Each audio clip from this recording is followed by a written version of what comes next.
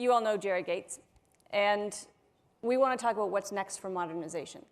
Yeah. So I want to start with, you've been in a process for a while, and it's been, I think, for your organization, a time of sort of excitement and renewal.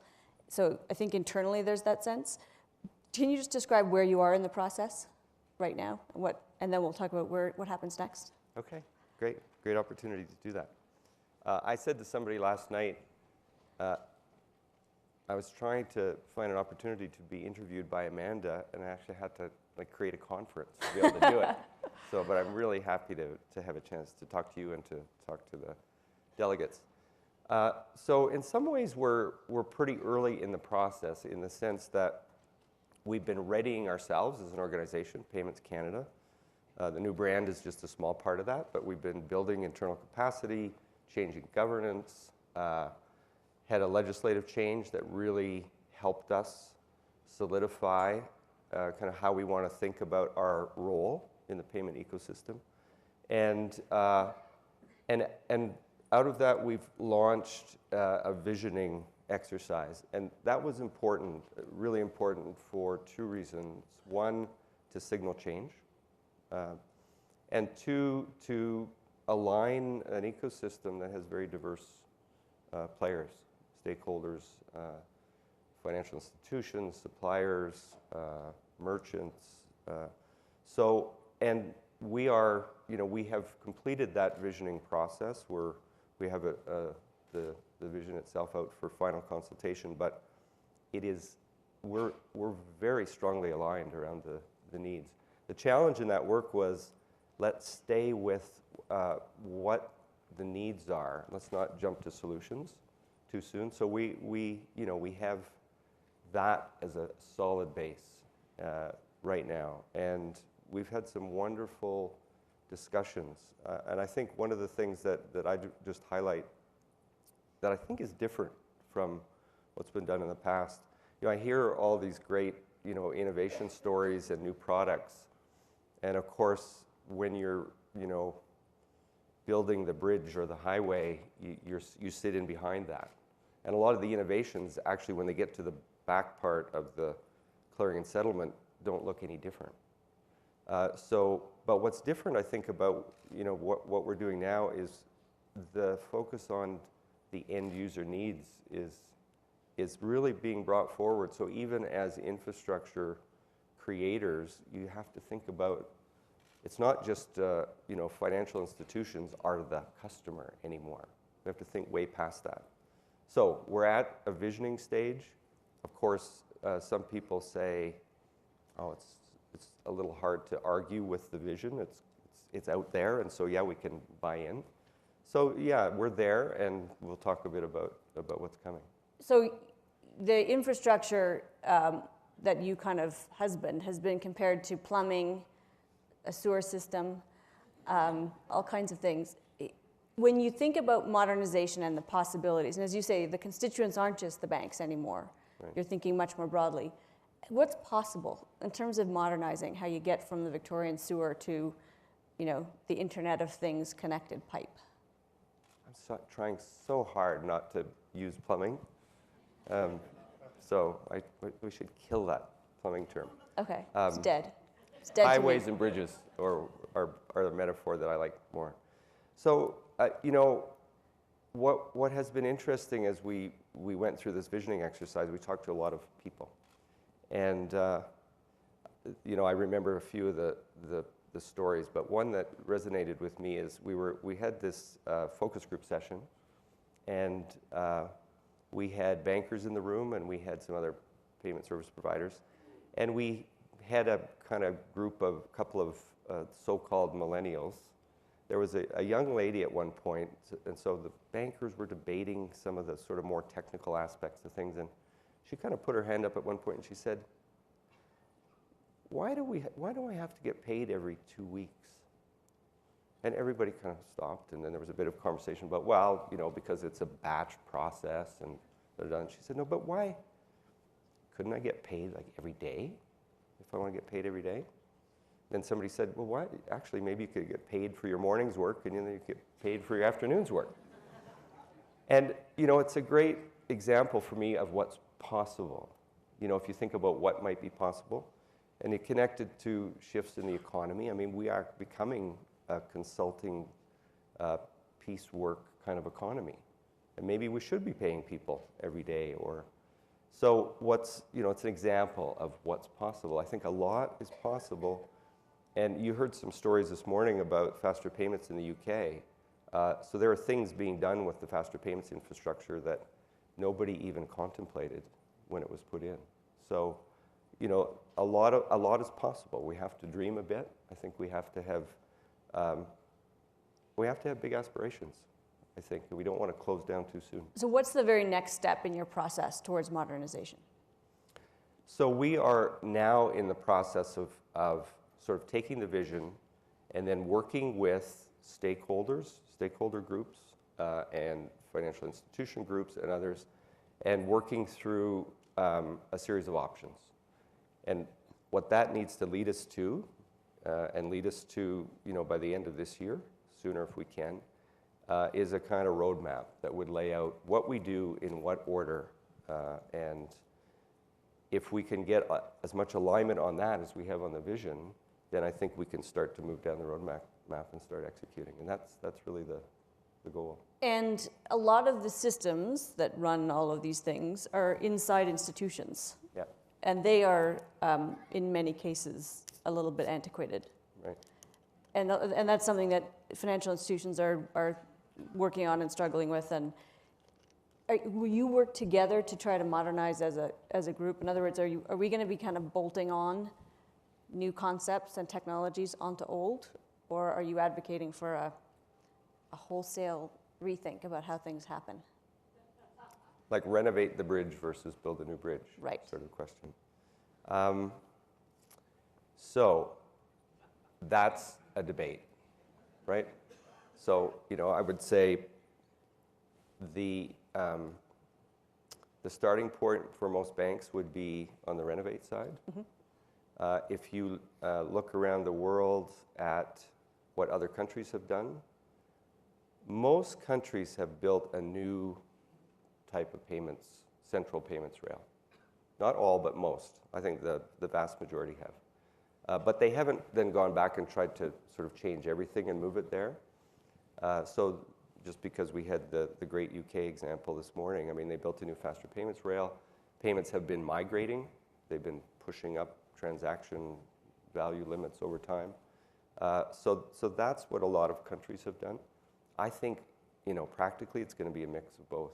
You know, if a large financial institution in this country has 60 or 70 different systems that have to connect in somehow to a central infrastructure, it's hard to imagine that all of that could be new. It's probably impossible. So I think it's going to be ultimately a compromise of some sort. Is there an aspect to this modernization process that is going to have to grapple with institutions that don't want to change? In other words, it costs them, they will lose something, they're threatened by new technologies.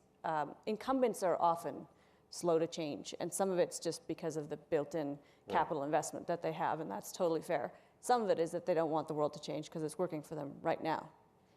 How do you manage through that process? Well, first, I actually don't hear any large, medium, or small-sized financial institution in Canada saying they don't have to change. And I would say they're all devoting time, attention, people to changing. I think the difference of views comes down to questions of pace, how quickly, priorities. You know, is it sort of my customers first versus central infrastructure first?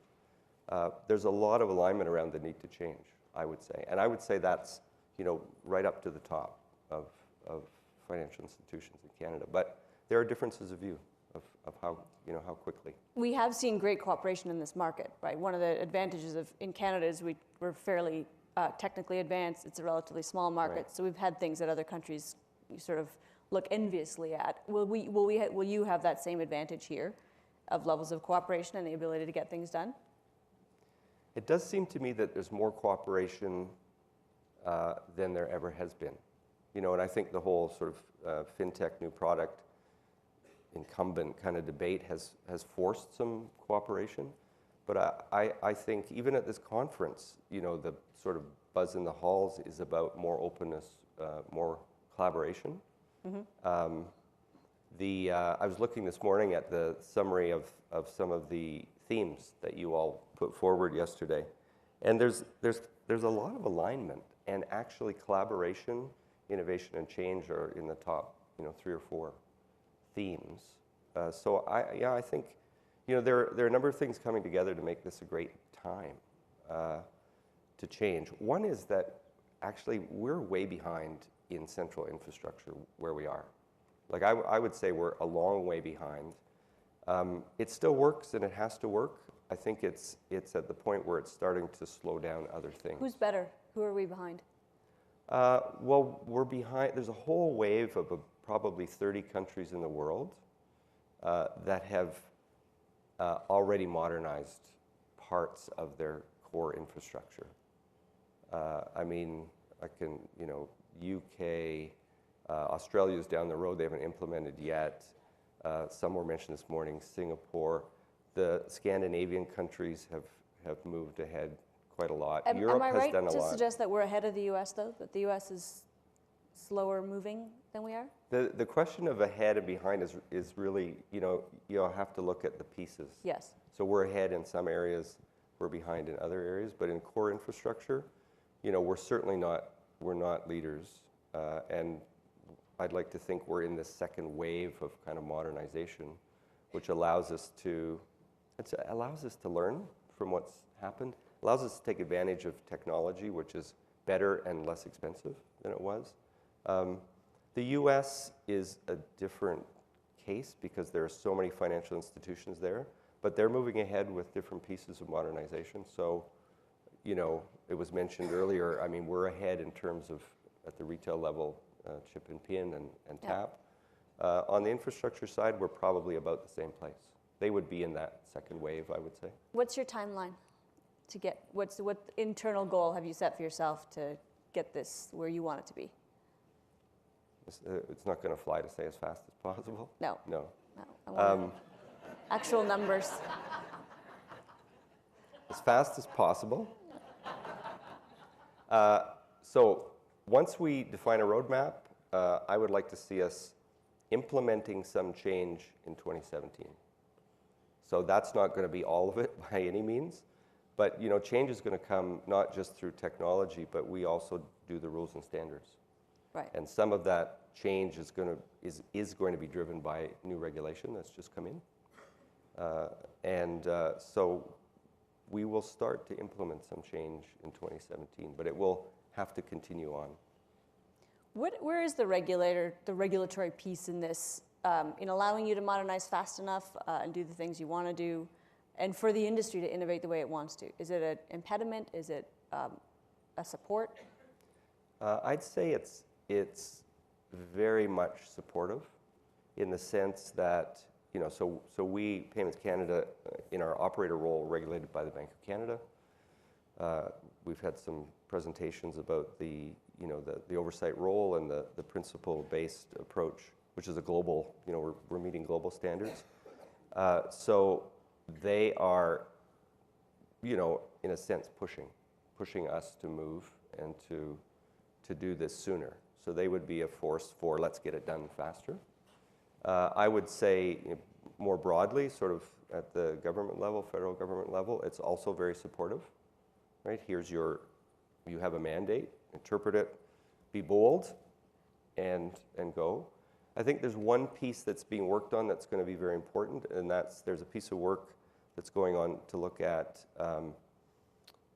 a group of sort of what's called other national systems or national retail payment systems that aren't really covered by any particular legislation. That's probably important because there are some questions about who can do what and who should do what. I think that it's not really an impediment for us at this point, but it needs to be dealt with, I think, so that everybody can feel like, okay, the playing field has been laid out and we know what to do. Financial institutions are also regulated, and their abilities to do new things is affected by that. And in the wake of the credit crisis, many have argued with a fairly heavy hand. Do you feel as though they're being impeded at all in their ability to do what they might do because of the way they're being regulated? I think how they're impeded is it's a preoccupation, and it takes people and resources, and they're still working through it.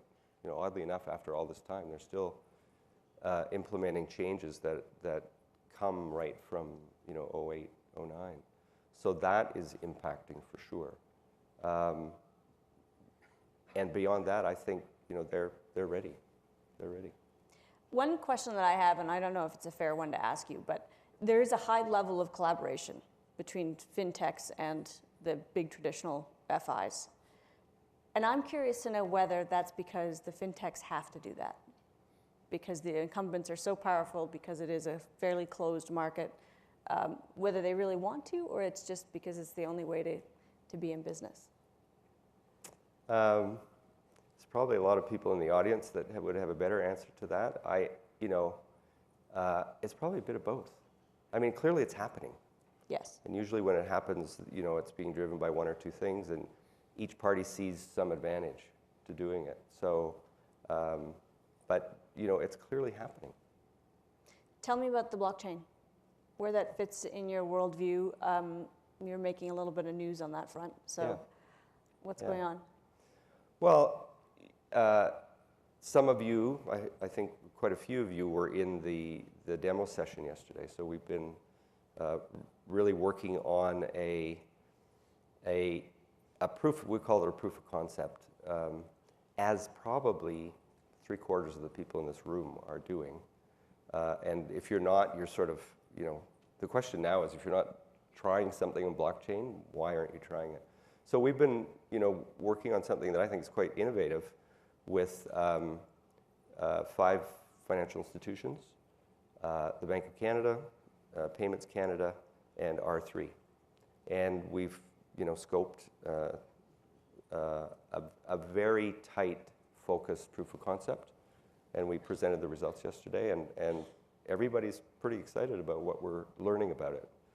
And everybody is saying the same thing, and it's a common theme, right? This is tip of the iceberg, testing things, and don't confuse it with the modernization effort that we're going to have to do, because we can't wait for that. So it's work that's going on in parallel, and I'm really excited about it. You can't ignore it, though, in the modernization, presumably, because it feels as though it has the potential to be a real new paradigm, as transformative, some have argued, as the internet was. Right. Right. So how do you, it is in its infancy, and you don't want to be mosaic, but how do you let it be part of your process? Yeah. So I think what I really don't want it to do is slow us down. We have to be doing things like this. We have to actually be trying and be learning and be kind of near the front edge of that, so that we're not architecting something else that we think would last for longer than it actually will last. So if something's going to be overtaken, and I think anyway, we're not, systems infrastructure used to be built for 20, 25 years. I mean, I think that's not how we can do it anymore. It has to be shorter time frame, more quickly delivered, and ability to adapt.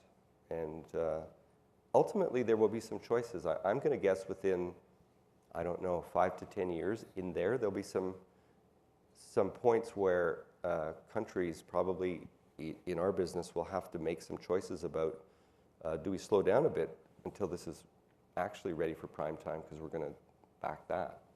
But we're not there. We're not there now. What are the biggest impediments, as far as you're concerned, to actually moving forward in the way that you want, at the speed that you want?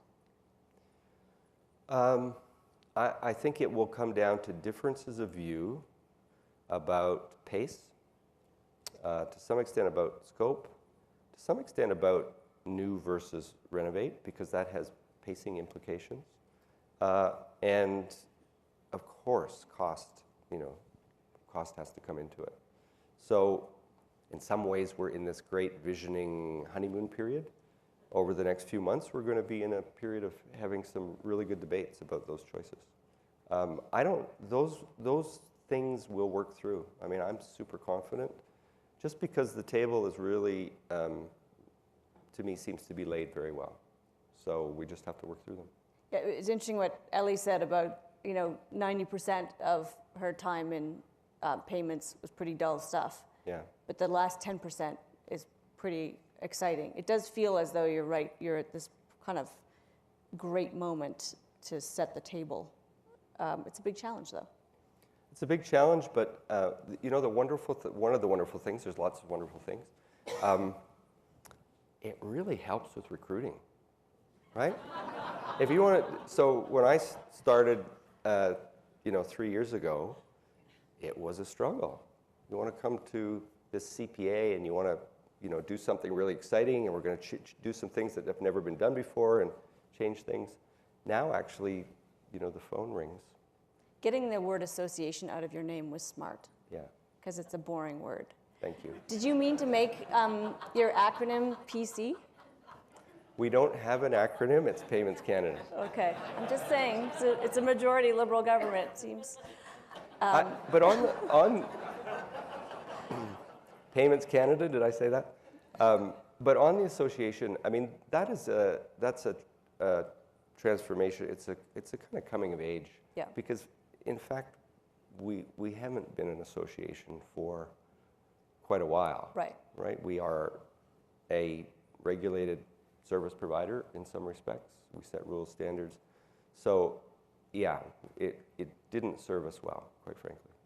And when you say attracting, how much of what you need to do in terms of kind of people that, I guess millennials, in terms of people that think in these new ways, that have the technical ability, how much of that is in-house?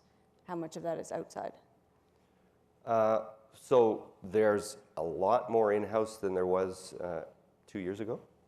Actually, half the organization. So we're 40% larger, and half the organization has less than 2 years experience. And to me, they all look pretty young. Yeah. And they're way smarter than I was at that point. But of course, we're going to have to draw on external. I mean, we are not going to do this ourselves. So it will be a partner, contracting, business kind of arrangement to do this. By the way, the reason you pay people every 2 weeks is so that they show up to work. If you start paying millennials every day, they will not come back the next day. Trust me. Well, we'll see. We'll see. Are you going to pay daily? We have to do the infrastructure first, and then we'll see. Just in terms of how far you can go in the technology, I mean, a lot of the conversation here has been not about the bridges or the highways, but about the consumer-facing stuff, the possibility out there. Right. And the fact is that a lot of the back end does stay the same. The principles are the same, right? Even if we're not using what did you call it, the knuckle dragger? Are those principles going to change to match up with what's happening at the consumer merchant side? Or will the principles always stay the same? There's a base level that will stay the same. And part of that is because they're global standards. I think what's really important to make a lot of this work is actually standards, right? So data standards, so that you have data. I mean, Dan talked about it, this morning. So some of those base level things will stay the same, and they will be consistent globally. Because of course, once national systems are modernized, you can turn your attention to cross-border in a more effective way. Javier was talking about, and it's obviously an important theme for everybody, the security, and really who owns the security piece of it. Is it the endpoint? Is it the central point? What's your view of that? Well, it has to start at the center, and the center has to be super secure in ways that some other parts, won't be probably, because there's an extra layer of cost that goes with that. So the center has to be very secure. And I think one of the things we're learning just generally about the challenges of cyber and how the challenge keeps going up, and so the solutions have to keep getting better, is that as providing the central central infrastructure payment systems, we have to, and Javier talked about this, we have to actually demand, there's a compliance function there that has to get a bit stronger, to say, no, it's not an option. You must actually upgrade that, or you must, have this level of authentication. So we're actually building out our compliance function as well. Just as we go here, you asked people to tell you what they're most excited about in fintech and trends. What are you hearing? So, the top ones, I've got them here. I had the report this morning. It was fun. Blockchain, faster, data, modernize, increased innovation, increased collaboration, and openness were kind of the top ones, which are, it's all pretty consistent, right? And one that I sort of picked out from looking at the long list goes back to this focus on the end user, right? It's even for, a reflection of mine is that even for the core systems, you really have to understand what the end user is looking for. So, well, all of those themes, of course, are part of what you're presenting here at this conference. So it seems like you're doing a fairly good job. I think we've matched it up okay. I do want to also encourage you. Can I encourage everybody? We've got the next round of questions on the app. So if you go in, now it's a bit more time consuming this time. So because it's, what we've done is we've taken the 8 user needs out of our vision, and we're going to ask you through a pairwise voting process, through the same way to get in, to actually prioritize those needs for us.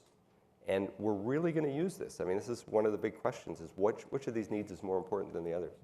So if you can please do that. It'll take you, I did it this morning, it took me about 5 minutes, because the app will keep you honest. If you kind of, make different choices, it'll force you to, so you actually have to pairwise rank each of the 8. So please do that, and we'll share the results. Great. And just a reminder that you can download on the app all of the presentations, including from your sessions across the way, and you can rate all of your speakers, including Gerry. Please join me in thanking him. Thanks.